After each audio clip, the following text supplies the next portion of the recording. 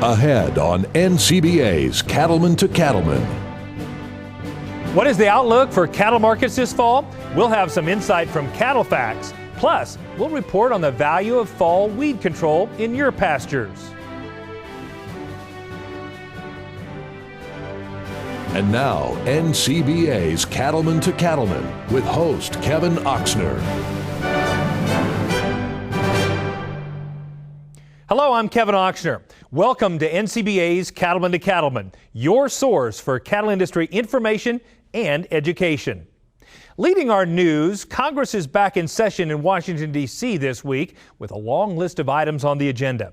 One of those critically important issues with a potentially major economic impact on the U.S. beef cattle industry is country of origin labeling, known as COOL. NCBA's Vice President of Government Affairs, Colin Woodall, says beef producers stand to take an economic hit in the form of trade retaliation if COOL is not repealed. So the WTO has ruled 4 times against the U.S. COOL program, and so they have authorized both Canada and Mexico to retaliate. So what the WTO is doing right now is working with all 3 countries to determine the level of that retaliation. Canada has asked to be able to retaliate at a level of $3 billion a year. Mexico has asked for over $700 million a year. That's going to be extremely significant, not only to us in the beef industry, but this retaliation is going to hit a lot of other products in different industries. So it's going to have an impact on the overall U.S. economy. I think what producers need to realize is that whether you support country of origin labeling or not, the WTO has already said that we are non-compliant, and that if the United States does not fix this problem, then we will face retaliation from Canada and Mexico. And that retaliation is something that is going to affect 2 of our largest export markets. When you look at Canada and Mexico, you're looking at upwards of $2 to $3 billion annually, and that's money out of our producers' pockets. We're worried about U.S. producers, and when you look at $350 per head being attributed to trade, a third of that attributed to Canada and Mexico, it's very easy to see that $115 to $120 per head would be the negative impact to our producers when retaliation hits. And right now we do expect retaliation to take place sometime in mid-fall. The U.S. House of Representatives did pass a bill earlier this summer repealing COOL by a vote of 300 to 131. So, Colin Woodall notes there is bipartisan support for repeal. Now it'll be up to the Senate to move forward on the issue to avoid trade retaliation against the United States. Why not join NCBA in the fight for policies that will make a difference for cattle producing families? It's easy to join NCBA, and there are valuable member discounts available when you do. Just go to the website beefusa.org or call 1-866-USA-BEEF to become a member of the National Cattlemen's Beef Association. Cattle markets have been strong so far this year, but what can we expect for the rest of 2015? Joining us now to talk about the fall outlook is Troy Applehans with CattleFax. Troy, cow-calf producers have been enjoying some pretty good returns the last couple of years. What's your prediction for the rest of 2015? Prices aren't going to be as robust as the past couple of years, Kevin. Obviously, we went through 2013 and 14 where we were in a bull market. And obviously, as we go forward here, we feel like the 2015 market is obviously lower than we've seen the past couple of years, particularly for cow-calf producers. Doesn't mean they're still not going to be profitable. Very respectable profits are expected for this fall time frame. But we've had a tremendous influence with the global financial markets as of late. And there's a lot of moving parts to these markets and how they impact commodity markets as well. Typically, we feel like that we're going back into what we would term a normal seasonal type market. So we would expect these calf prices to decrease in value as we move in towards the fall. Now, as we progress towards that time frame, we would anticipate that these financial markets in the global outlook will kind of settle down, if you will, and we feel like that will give cow-calf producers an opportunity to still try to forward contract these calves prior to the big fall run in the October-November time frame. Let's talk feeders for a moment. They've had a bit of a bumpy ride as of late. What's your read on what's going on in the fed cattle market? Cattle feeders have lost year to date about $100 per head. And as we progress to the end of the year, particularly going into the fourth quarter, we've got some extremely high break-evens out there. Those losses will mount as we go through the end of the year. We're dealing with a couple of different things, Kevin. First and foremost is probably the discount structure that we see to the futures market. It's not allowing cattle feeders to lay off any risk and manage risk to any degree. They've had to go out there and pay more for cattle than they really wanted to in order to get the inventory, particularly during this tight supply time frame. But we feel like that typically as we go through very profitable time periods like cattle feeders saw in 2014, we have to remember they made more money in 2014 than they have in the previous decade combined. Wow. On a cash-to-cash basis. Most of the time it takes 2 to 2.5 turns of cattle through a feed yard before they start buying a more acceptable break even. I'm not sure it's going to take that long through this one. Gotcha.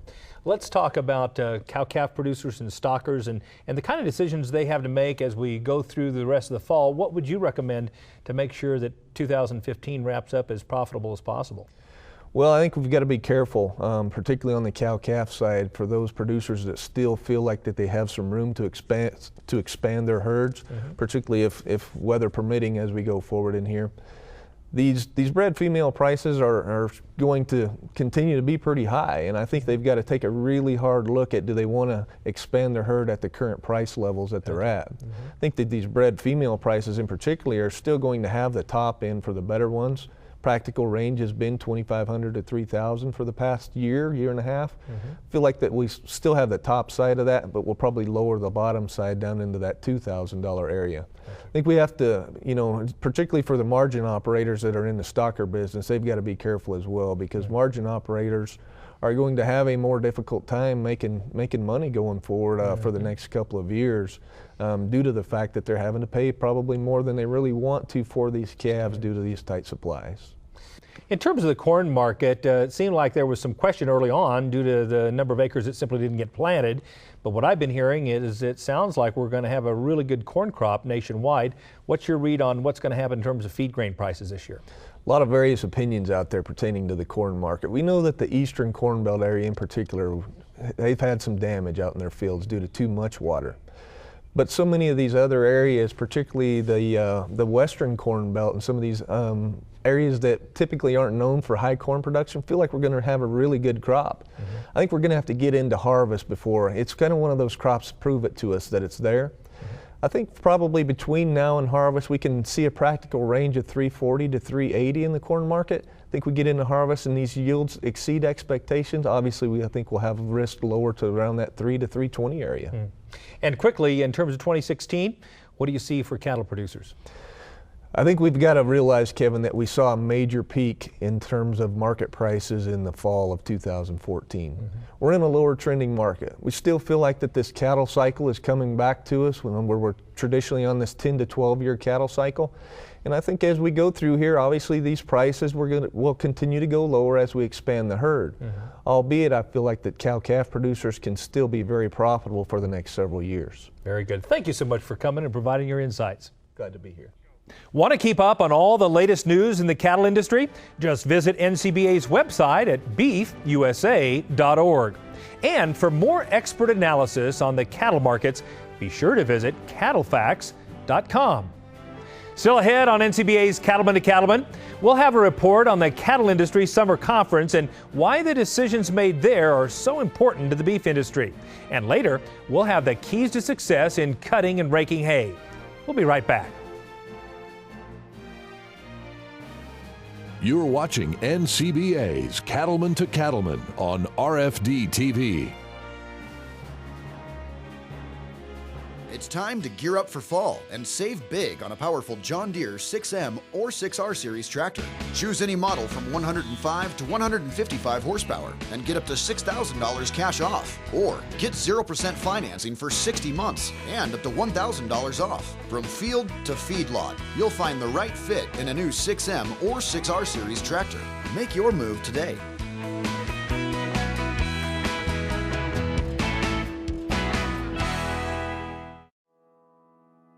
Your herd, your business, your family. You've always protected what matters most, so you know how important vaccinations are for healthy cattle. And with Vista vaccines from Merck Animal Health, you know you're covered. No other vaccine works like Vista. Only Vista gives you complete dual-action pneumonia protection and complete one-dose fetal protection for the entire pregnancy. Protect what matters most. Talk to your veterinarian or animal health supplier about Vista. There are many great reasons to join NCBA, and that includes exclusive NCBA member-only discounts from Cabela's. We have an exclusive membership program that allows members of NCBA to buy our Cabela's co-branded gift cards at a 15% discount. Use gift cards towards Cabela's purchases either online through the catalog or in-store. NCBA members can also purchase logo apparel from Cabela's at a discount. And we do all of the NCBA's merchandise through the website. In that program, you can receive up to a 30% discount through the NCBA site. We have state association logos, all the Beef USA logos. We can use those to outfit your guys working on the ranch. Cabela's is proud to be a sponsor of NCBA and all their member base. 15% off gift cards to Cabela's plus savings on apparel is just one of the great deals you get as an NCBA member. Join today at beefusa.org.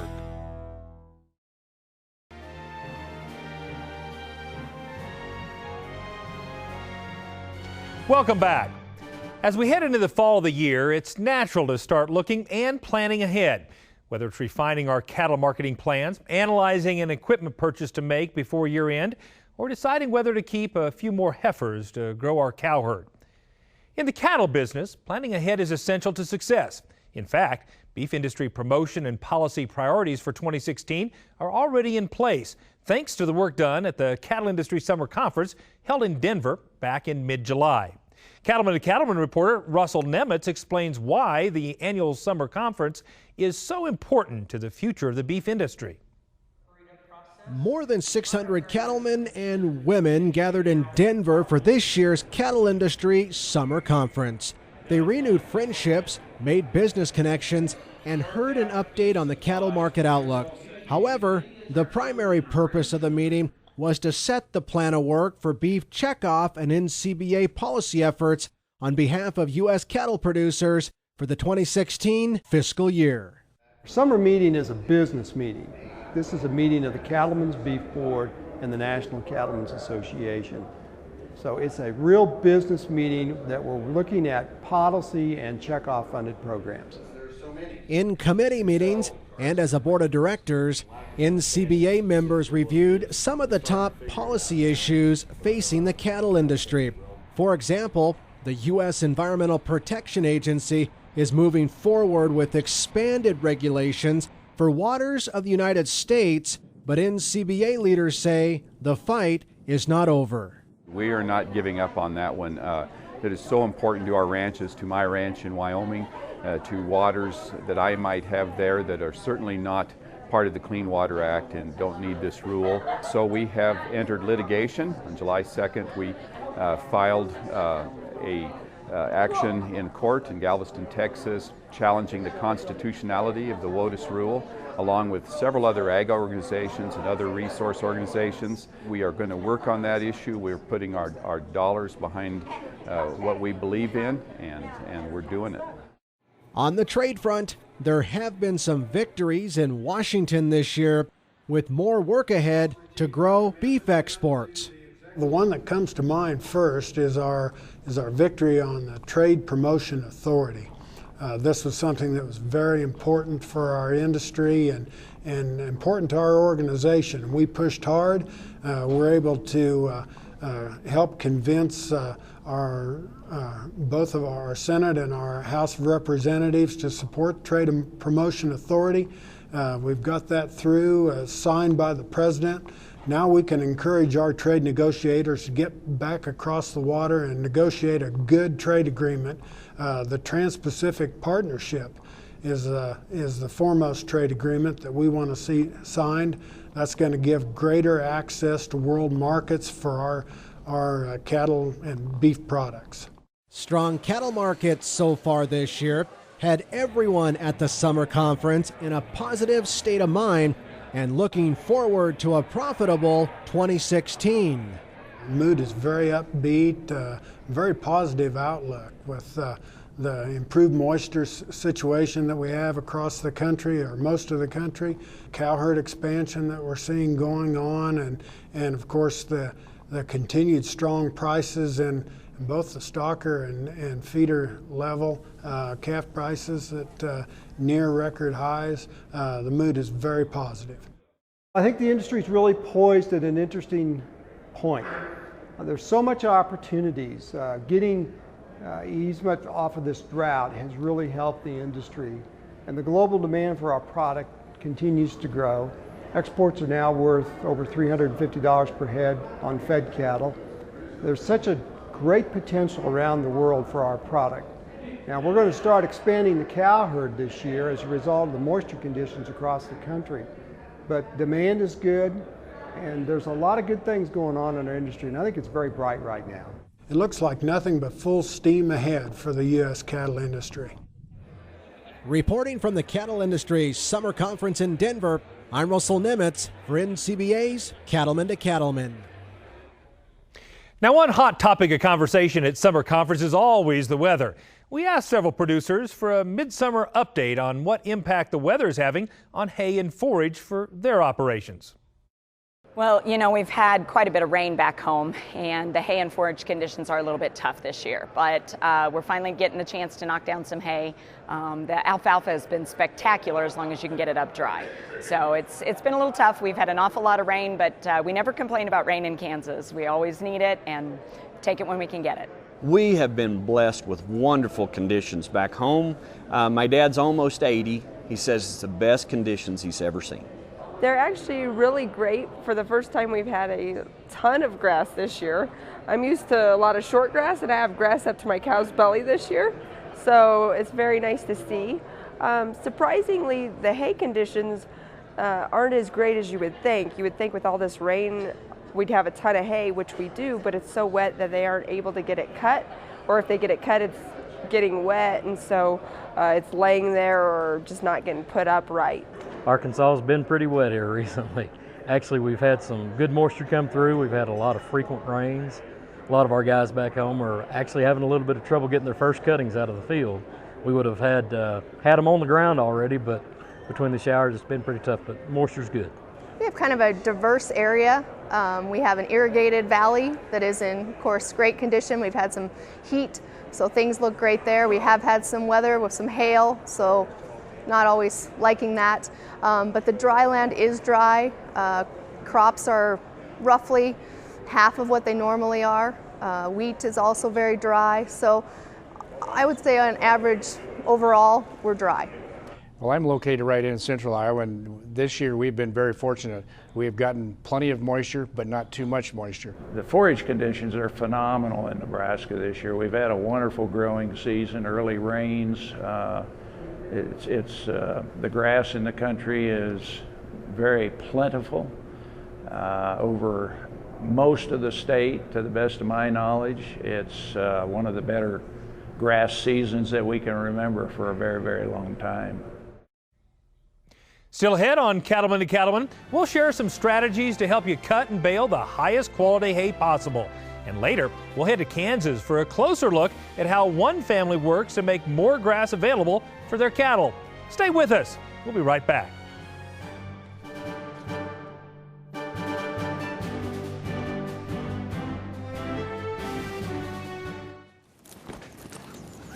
Every truck can tow a boat.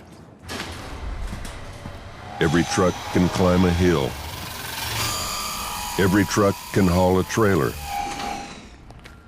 But not everyone can say they're the fastest growing truck brand in America.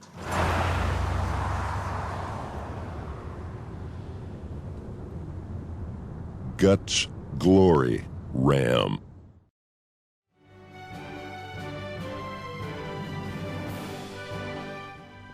Welcome back. Beneficial rains have helped improve grazing conditions for cattle in much of Texas and the rest of the southern states this year. But the wetter weather has been a challenge for those trying to put up high-quality hay. What are some of the strategies that can help ensure that a cattleman can harvest the highest quality hay? Cattlemen to Cattlemen reporter Brad Bulla has some insight in this report from Texas. In East Texas, James Collins has long experience raising cattle and growing hay. And he knows putting up high-quality hay means a better bottom line on his farm.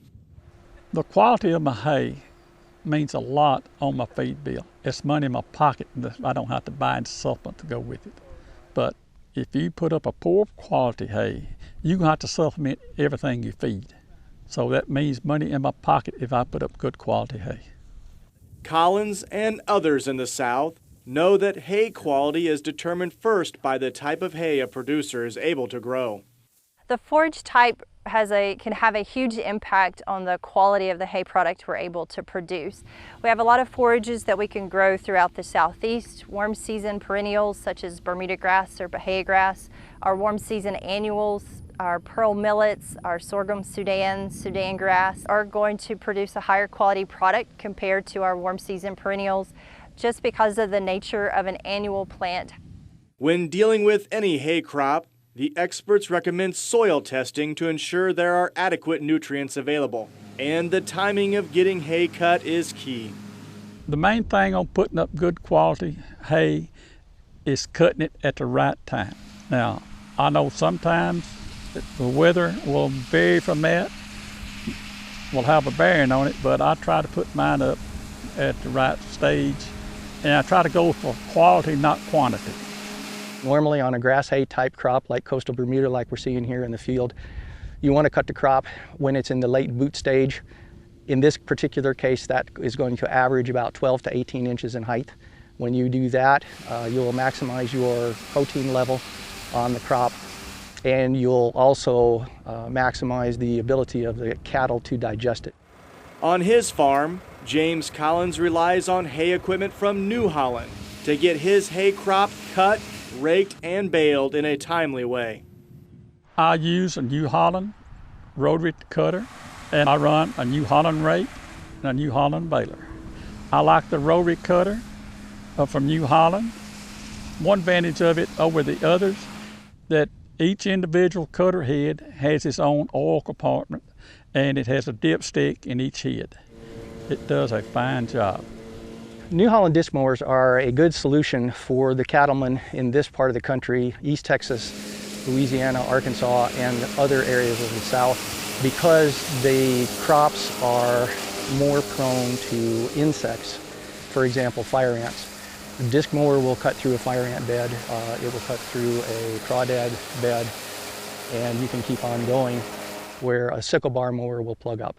These mowers are designed to work in these types of conditions. They work very well in rank, tangled crop. They work very well in good standing crop, and they give you high capacity as far as the ability to cut the crop at high ground speeds. Most of the guys are using grass hays, so this works very well with grass hay type crops. For the best results in the field, Murdoch says it's critical to ensure the cutter blades are always sharp. And another key is to set the flotation correctly. Flotation is important on a cutter bar, not only on a disc mower, but a disc mower conditioner, because if the flotation is not set correctly, the crop will not be cut like you like it. If the flotation is too heavy, you'll have the tendency to bulldoze through the field, especially on softer soils or new cuttings. The cutter bar will have a tendency to plow through the field and it'll tear up the ground. If the flotation is adjusted too light, it'll streak and skip, it'll bounce through the field, and it won't cut accurately. So the flotation is pretty important on the cutter bar. Getting the hay off the field efficiently and quickly is critical for quality hay production. After you cut the crop, the determining factor for raking is going to be moisture. And depending on whether it's a legume type crop or a grass type crop like we see right here, the amount of moisture that's in that crop will determine how fast you can rake. For grass hays, you're not quite as concerned with leaf loss as you would be on legume hays, so you can get into the crop a little bit quicker and you can rake a little faster. Normally, when you check the moisture content on a swath like you see right here, if you're at the 20 to 30% moisture rate on an unraked swath, you can go ahead and rake it. Raking is an important aspect of our hay production. It's important to rake into large windrows to make efficient large bales and to be efficient with the use of actually the baling process. So raking can be really important. Raking also helps to expedite or can help to expedite drying time, curing time, so we can capture those nutrients faster. Capturing the correct moisture content in our hay via raking is important so that we keep some quality and we reduce potential dry matter losses once they're in the bale. Once that forage is baled, if our moisture content is above 20%, we have the potential for mold production or mold to be produced within that bale, which decreases the palatability as well as the digestibility of that forage. If our moisture content is above 20%, that plant continues to respire or use up those soluble carbohydrates and starches, which we're trying to capture to feed to our livestock. Whether it's a disc mower, a hay rake, or a baler, minimal downtime and a reliable dealer that stands behind the brand are essential for hay operators. We have service trucks and we have people that go to the field if necessary. If not, we bring them to the shop. The hay equipment is always first that we work on. In other words, if his hay baler's broke down, everything moves to the side, we bring hay equipment in and take care of them. They're usually gone within 4 hours of their breakdown. It is the #1 reason I run New Holland, because I get good service out of it. If I have a problem and I need hay to be cut, all I got to do is pick up the phone and call my New Holland dealer and tell him what I need, and he'll loan me something to use till they get mine repaired. And that means a lot to me. I've been doing business with them for over 50 years, and I hope I can make another 50. Reporting from East Texas, I'm Brad Bullitt for NCBA's Cattlemen to Cattlemen. Of course, there's much more to learn about cutting, baling, and storing high-quality hay. We'll have more on the topic next week. In the meantime, visit the website newholland.com for more information and a look at the full lineup of New Holland equipment. Still to come on Cattlemen to Cattlemen, we'll introduce you to an award-winning cattle operation in Virginia, plus how controlling weeds can increase your pasture productivity. Stay with us. We'll have much more right after this.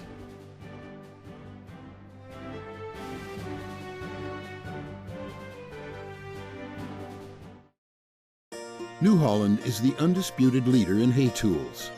We give farmers a wide range of innovative equipment that increases efficiency and productivity all year round. Because to us, smart means providing a smooth, clean cut with faster dry down, plug-free conditioning, and superior bale density. And smart means leaving less hay on the field to feed more livestock in less time. That's New Holland Smart. Visit your local New Holland dealer today.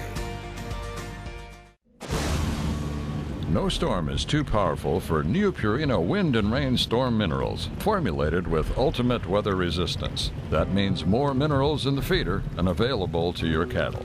Wind and Rain Storm Minerals provide more consistent intake and balanced mineral nutrition to optimize herd health and breedback rates. See the difference at your local Purina dealer or visit cattlenutrition.com. Wind and Rain Storm Minerals, another way Purina is building better cattle.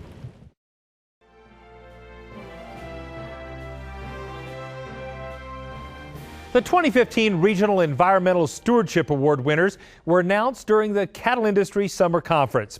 The 7 regional winners showcase the efforts of cattlemen and women who are working hard to leave the land better than they found it.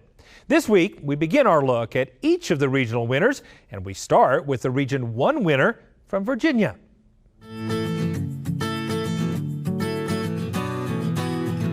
In the Shenandoah Valley of Northern Virginia, Valley View Farms has family history going back more than 100 years. Today, Mike and Susan Phillips work together, caring for the cattle that graze the steep, rolling hills of their 310-acre farm. I run a cow-calf operation and I background those calves, meaning once they're weaned, I'll background them into about a 7-8 weight.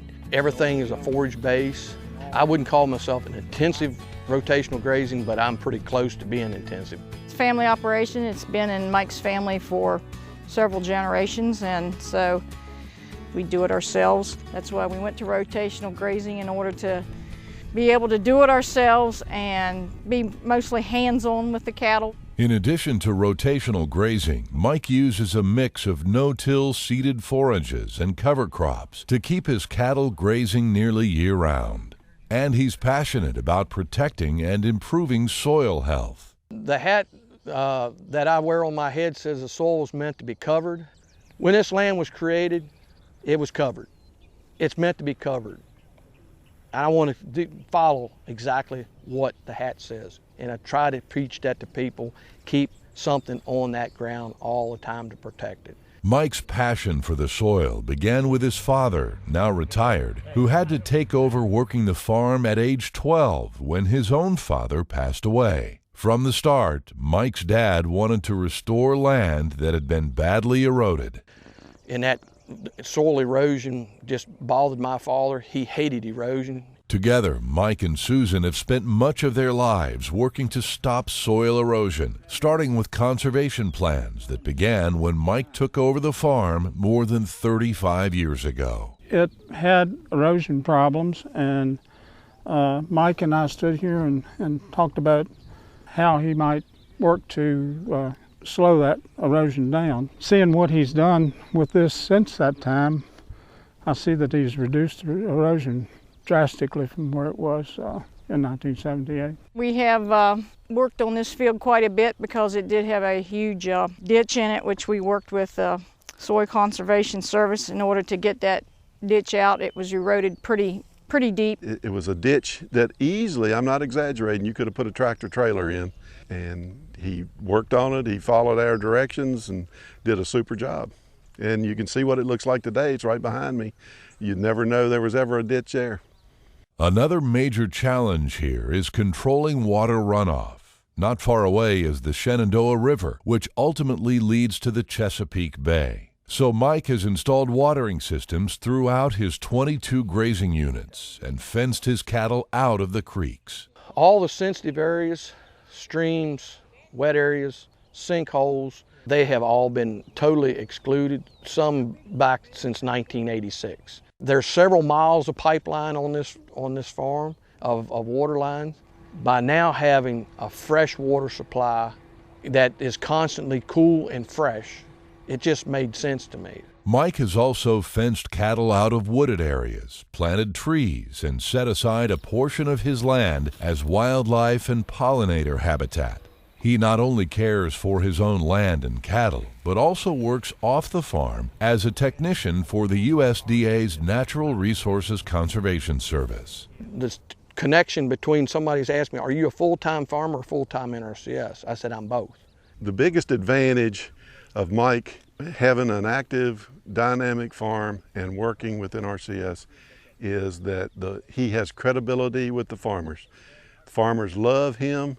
They say, hey, this guy's doing it. He's not just talking about doing it. Grateful to those mentors who have helped guide him, Mike is committed to sharing his knowledge with others. He's opened Valley View Farms to a wide variety of students, tours, and research projects. And because of what Mike has done here, he's been able to influence a lot of people here, right here in this neighborhood and all across the Shenandoah Valley, into trying new and innovative practices on their farms that can help improve their bottom line.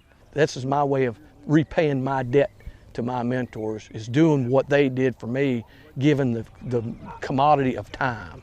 You can read the books, but this is my classroom right here. And this is where, you can kick the dirt, look at each other face to face. Whether it's protecting the soil, trying new cover crops, or even restoring their historic bank barn with timber harvested on the farm, Mike and Susan are committed to making Valley View Farms a leading example of the never-ending effort to improve the care of the land. When you get to where you think you're going to be, need to be, you're always seeing how you can make improvements even better. Our legacy will be that we tried to do things the right way, that we took care of our cattle. We feel that these acres here are ours just for a short time, and that we are simply passing through, and God has given us this to take care and to bring it up to a better standard. My father took it from this level to this level, and they were able to me to take it to this level. And I want the next person that takes here, take it to the higher level. I want to keep pushing it better. Right here, when you protect that ground right there, it'll take care of you. You feed her, she'll feed you.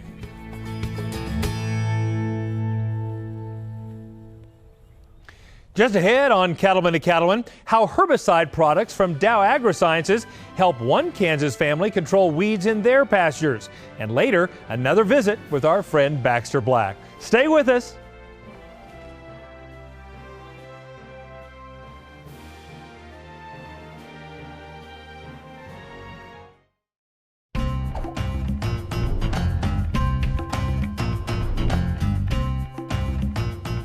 Sure, cattle bring in the profits, but Case IH equipment helps you do everything else. We stand for what we believe in. We believe in you. It's more than a job. It's your way of life. Who you are, where you live, and what you do. The way you treat your cattle, your family, your employees, and your neighbors. The water you drink, the air you breathe, and the ground you walk on.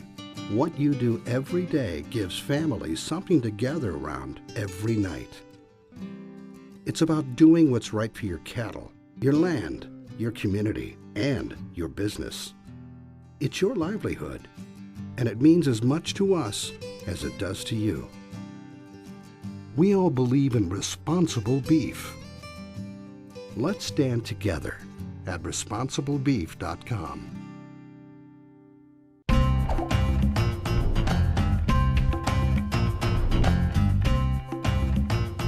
Sure, cattle bring in the profits, but Case IH equipment helps you do everything else.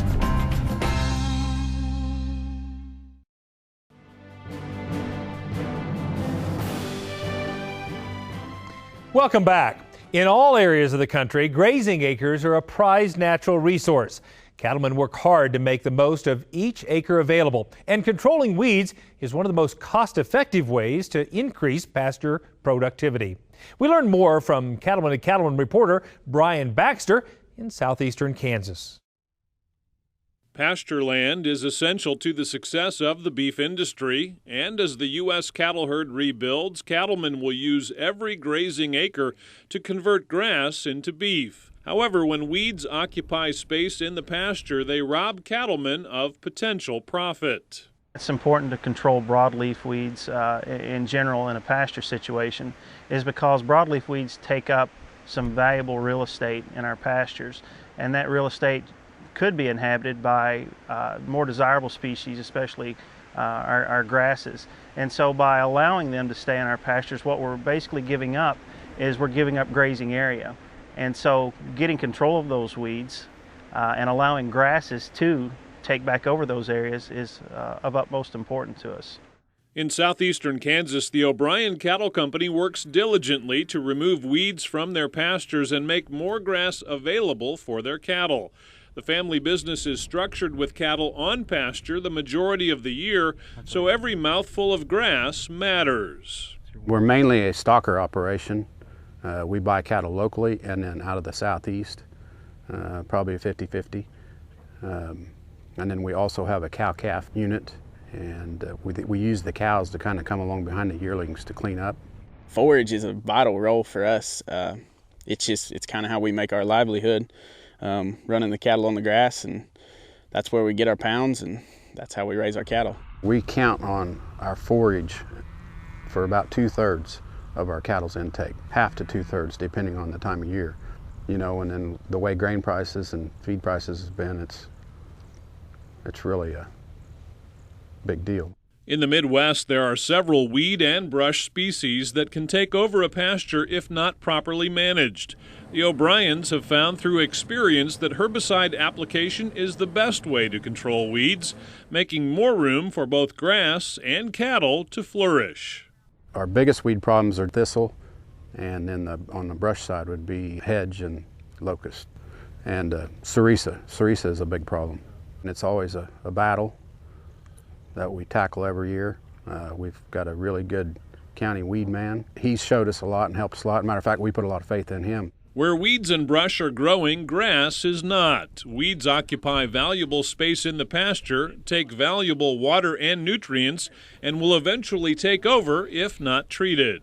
Oh, our stocking rate, if we weren't spraying, would drop dramatically, probably a third. Weeds and brush just take over, but it's just productivity of it, just basically drops to zero. Thistle would be a good example of that one, taking the ground. With the rosette, it spreads out, holds your grasses down. In turn, the cattle won't graze in a thistle pasture, and they expand rapidly. For many farms and ranches, the fall months can provide a good window of opportunity to use time and labor to apply herbicides and improve pastures. When it comes to doing applications in the fall of the year, we are slowing down a little bit. So having that time period in the fall where we can actually go out and do an application is kind of beneficial from a labor standpoint. But it also offers us several opportunities to get control of some of these weeds. Well, that chaparral, that's why it works pretty good for us, because of the time of the year that we can spray. You know, late summer, it's not quite as hectic. The spring is normally we're swamped. Labor availability is just one on a long list of benefits for fall herbicide application. In many cases, weed species are easier to kill in the fall months. So one of the keys to understanding what it takes to control these is understand how they're putting carbohydrates down to the roots. So in the fall of the year, things like thistles are putting carbohydrates down to the roots. And so they're basically putting food in the cellar to get them through winter until next year. Well, if we do a herbicide application during this time of year when they're moving those carbohydrates down to the root systems, we're also moving that herbicide down too, so we get a much better kill on some of these species. To see a good flourish of grasses, fall is probably one of your better times to go in because you get the time for that plant to get its root structure strong and start pulling the nutrients that it needs for the following year. The fall will work better for your grasses. You can get your control, but you still, in the spring, but you have your skeletons still standing out there. Fall gives you time for Mother Nature to help you and perform its job. The timing, it's very weed specific. So if I'm going after something like multiflora rose or blackberry, I would want to start thinking about those, probably doing the application sometime in September. However, if it's something like the thistles, musk thistle, bull thistle, Canada thistle, those types of things I might go after in October, November. And we certainly want to get our applications done on all these species before the ground freezes.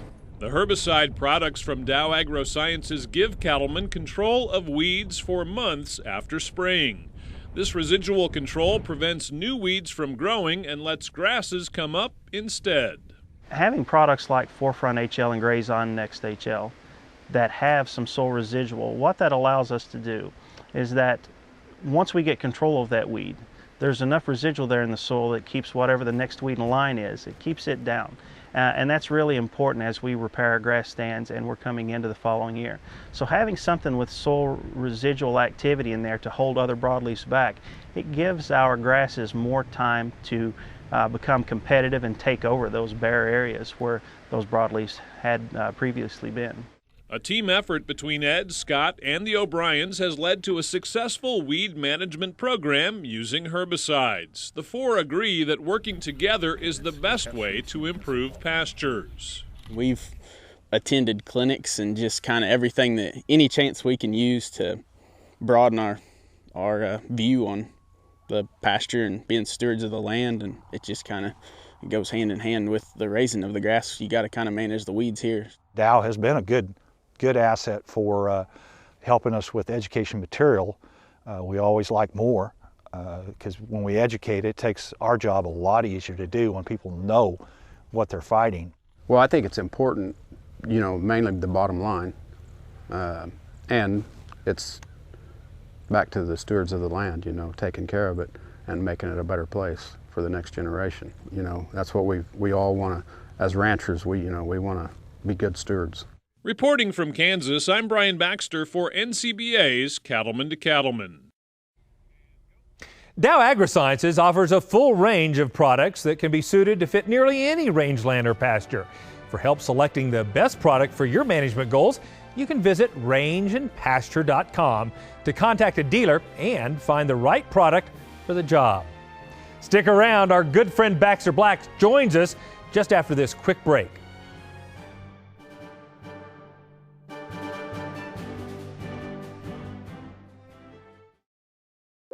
This is yours, and so is what grows there.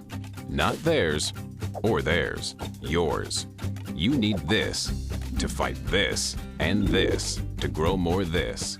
Because the more of this you feed them, the less this you spend on that, which leaves more of this here. Don't let them take this from you. Chaparral takes care of weeds and brush, and that's that. Working your cattle just got easier. Introducing the new Vet Gun delivery system, a new way to apply topical insecticides to your cattle. The Vet Gun lets you remotely treat cattle with effective parasite control, so you can do it from an ATV, on horseback, or just walking among the herd. It's that simple. The proven topical insecticide AML Vet Cap is used with the Vet Gun. It works fast to control horn flies and lice while minimizing stress on your cattle. Fast, easy, effective. Vet Gun. Check with your animal health supplier for availability. We know who made that hitch. We know who cut the steel, who milled the ball, and who welded the seams. We know who tested, measured, and checked. We even know who thought the whole thing up. We're B&W, and we know your hitch. Because we don't make them halfway around the world. We make them all right here. B&W. Trusted. A mule is as good as a horse till you need a horse, of course, or the reverse. I saw a photo in the newspaper of a man standing in the surf trying to throw a rope around the tail of a beached baby humpback whale. My first thought was, a marine mammal biologist is as good as a cowboy till you need a cowboy. How many times have you thought that yourself, if I only had a cowboy? Like 2 years ago when your cat got stuck up in the tree. Sure, you called a fireman and they showed up, and they broke out their ladders and tried to climb the tree. Well, a cowboy simply would have roped the limb, dallied, bent her back double, and then released the limb, and catapulted the cat into the neighbor's stock tank, where the Navy SEALs could have rescued him. Or, say you were being picketed by the Humane Society of the United States, or PETA, and the lunatic fringe for texting non-organic messages to caged hens. Encourage them to lay one for the team.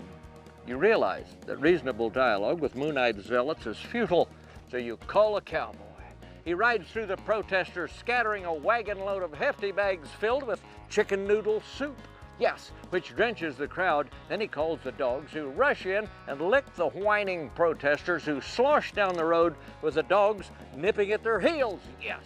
Remember those times when the pigs got loose in the house and uprooted all your potted plants? Or when your pet camel fell through the swimming pool cover while grazing on the algae? Yes. Oh, what you would have given for a cowboy. Maybe we should start a non-profit foundation funded by the United Cowboy Way, wherein each county could maintain a couple of cowboys on call.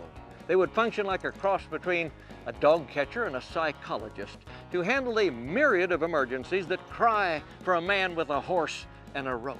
Yes. Think about that the next time you accidentally drop your heirloom Roy Rogers lunch bucket into the missile silo, or a rhino gets loose in the high school gym. Remember, a 35-piece marching band is as good as a cowboy. So you need someone to rope a renegade tuba or catapult a cat. This is Baxter Black and Chaco from out there.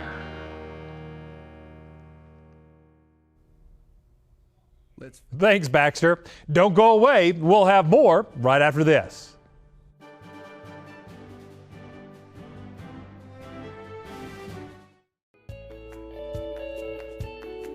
I have never wanted to do anything other than be in the cattle business. We use Triangle on the cows because it's been safe and effective and it's done us a good job. We're asking these cows to do more, so that has been a change. We have had just phenomenal results. We have very, very little loss. 100% of our cattle get vaccinated with Triangle. It's the official monthly publication of the National Cattlemen's Beef Association. The National Cattlemen is produced exclusively for NCBA members and includes coverage of the news and events affecting our industry. Every issue includes market analysis, feature stories, and practical management tips. Start receiving your copy of The National Cattlemen. Call 866-USA-BEEF or go online to beefusa.org and join today.